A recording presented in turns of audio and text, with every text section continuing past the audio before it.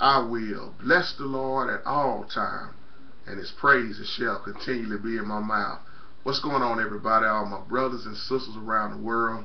I pray everybody is having a blessed day as we thank the Lord for so much. Okay, now we see the title now. Why is it so many overweighted Christians? Boy, this is another hot topic, and let me give a shout out to Minister T in this video.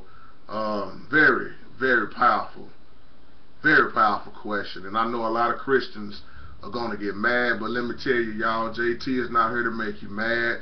Just another wake-up call for all of us. I don't do videos to try to make folks mad on purpose and all that stuff, even though I know, a lot of people are going to get mad at some of the things that I say. That's fine. I'm just a messenger, not the enforcer. And we see that it has been so many people that have already died behind high blood pressure, heart problems, diabetes, cancer, so on and so on. And when it comes to taking care of our bodies, we all always claiming to be Christians. And what I want to really talk about in this video is gluttony. Something that's never taught about the Bible.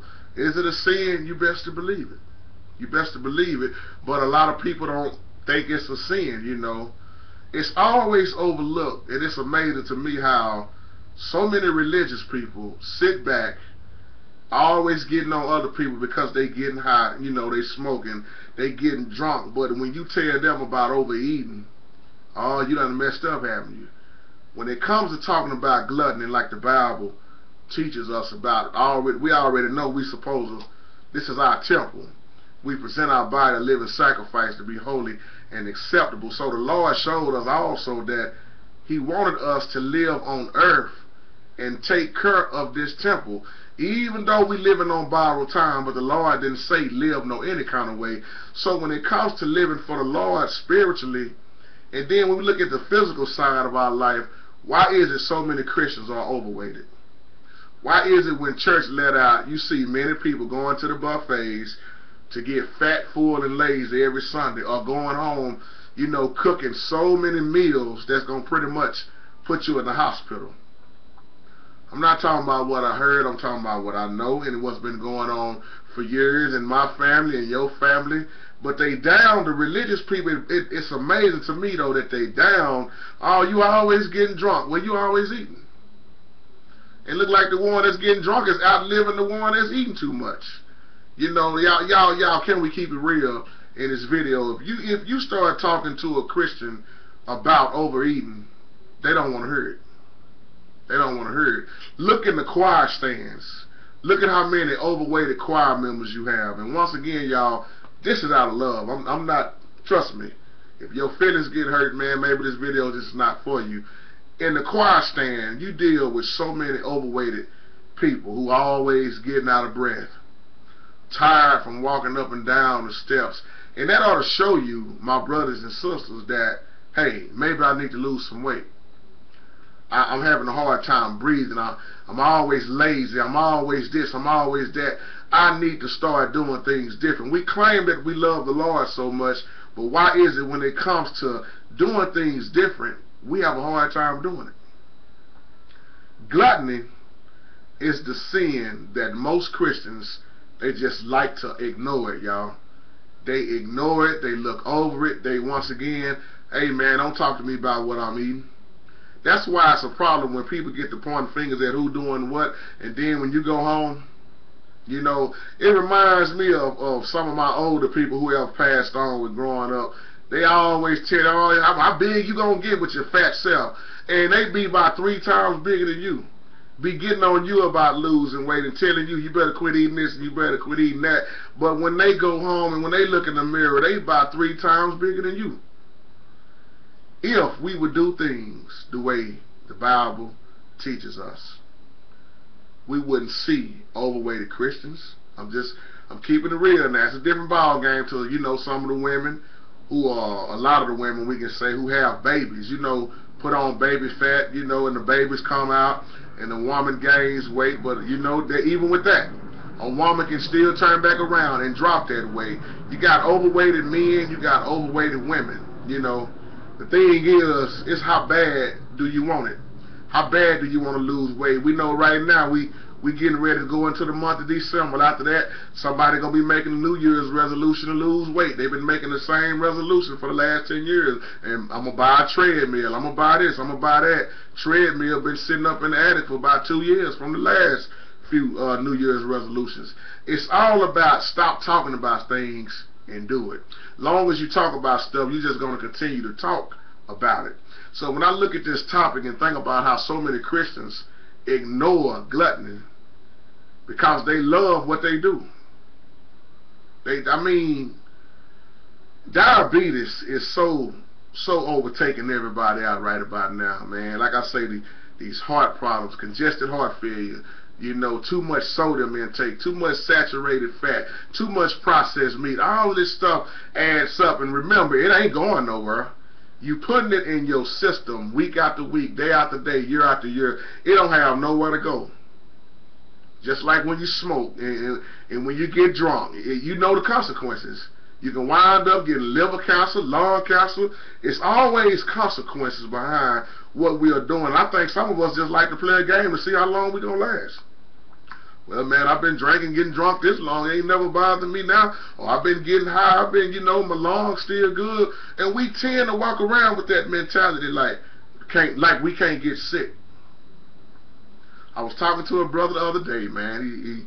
He said, I never thought I would get lung cancer. I've been smoking for 20 years. All these years, it never happened to me. Now, all of a sudden, now I'm fighting with lung cancer. I should have quit. See, we always want to start talking about what we should have done when something happened to us. When you go back to the book of Proverbs, what is that, 23? Proverbs 23. I think that's verse 20 and 21. It talks about how we don't supposed to join those who getting drunk with too much wine, who eating too much meat. It teaches you about this. Go back to the Bible. It tells you about how they become lazy, drowsiness, you know. And if you look at a person that's always overeating and getting drunk and all this stuff, they always lazy. That's why they don't never want to work. Everything start becoming an excuse. Some of y'all mad because I'm talking about some of your family members. I'm talking about you if you're looking at this video and you're doing it. I'm telling you, you can change all of this. When you look at Proverbs 28 and 7, it shows us, he who keeps the law is discerning son, but a companion of gluttons disgraces his father. Now, Proverbs 23 and 2 says, put a knife to your throat if you are given to gluttony. That's pretty deep. Now, I know some of us going to say, well, man, that was just dealing with the Old Testament. You know, that's why God had Israel different. You know, I always say God had Israel on a diet anyway. The Lord had Israel holy. But my question to us is, why we can't still live by that? If the Lord had them eating a certain way, being holy, why we can't? Even though we know can't none of us keep the law. Because none of them keep the law and we can't keep the law. Thank God for grace and mercy. But my question once again is, what's wrong with living by that? Now, I'm not saying you gotta just straight up be all, man, I don't eat this no more at all. And I'm saying do things in moderation.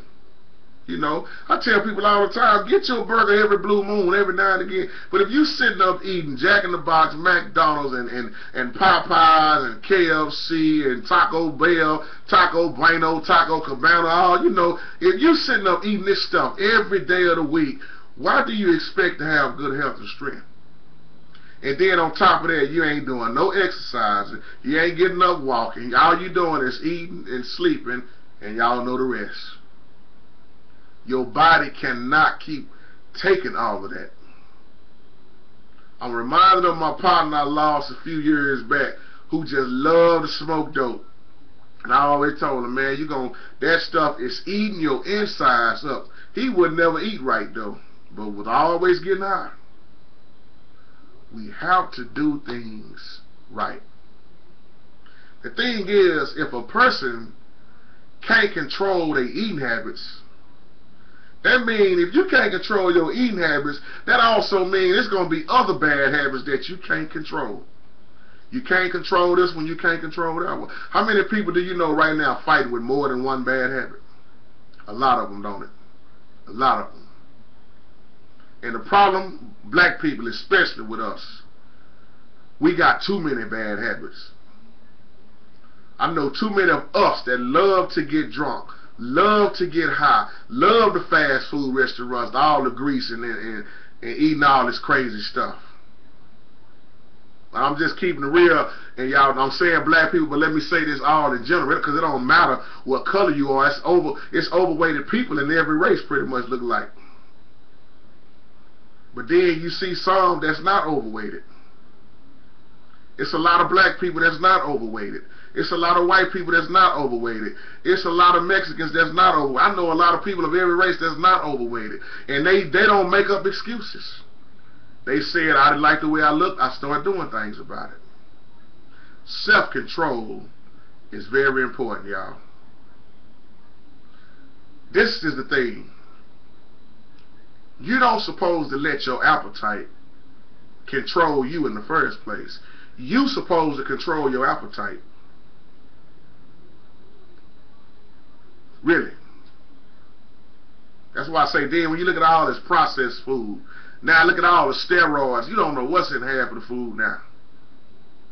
But we eat it, we eat it, we eat it, we eat it. The things we supposed to do, a lot of us just won't do.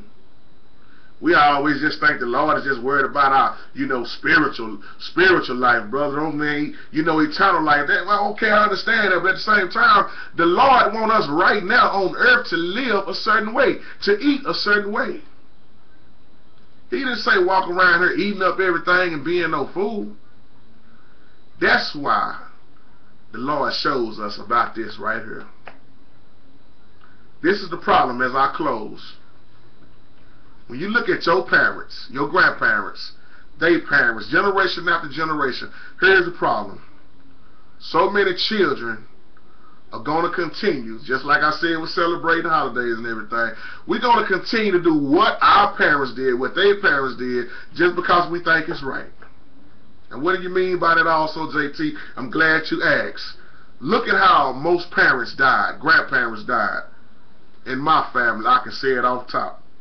It was always cancer, high blood pressure, diabetes, heart problems, you name it, so on and so on and so on, because of what they ate. And if my family looking at me, they know I don't care about you getting mad. I'm going to tell the truth.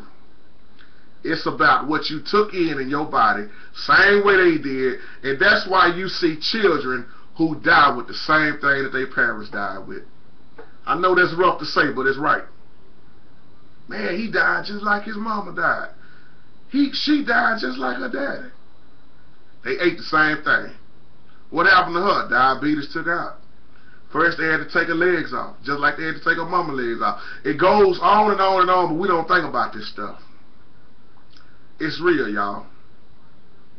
And really, as we close, health problems are always related to the way that we eat. That's why we have so many health problems, because the way we eat. And if we are sick, down and out, fighting for our lives, depressed, lazy, stressed out, what good are we for anything? You ain't no good for nothing. You got to keep this temple right, like the Lord showed us. May the Lord bless you. May the Lord keep you. Everybody, y'all take care and have a wonderful, blessed day. Peace.